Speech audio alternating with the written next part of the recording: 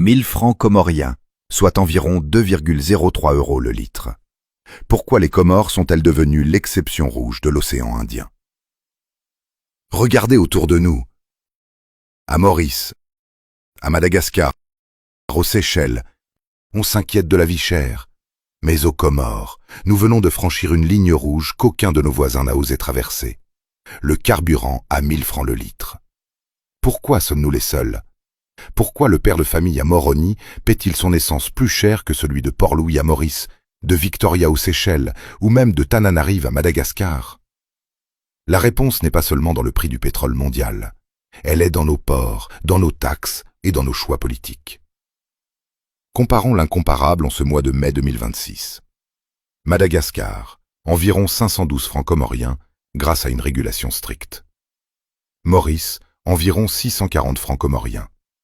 Seychelles, environ 619 francs comoriens. Comores, 1000 francs comoriens. Nous sommes le pays le plus pauvre de la région, mais nous avons le carburant le plus cher. Cherchez l'erreur. Pourquoi cette hausse vertigineuse?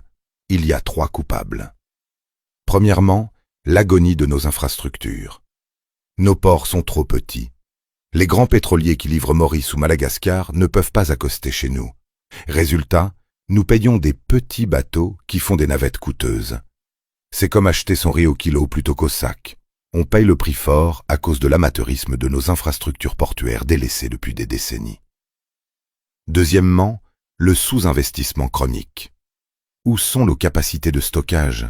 Nous vivons au jour le jour. Quand le prix mondial baisse, nous ne pouvons pas stocker.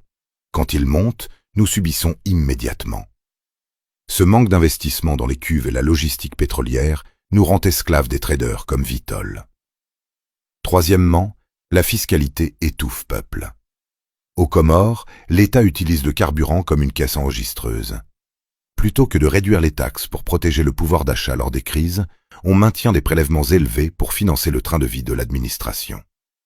Dans les pays voisins, on subventionne pour aider le peuple. Ici, on taxe pour maintenir le système.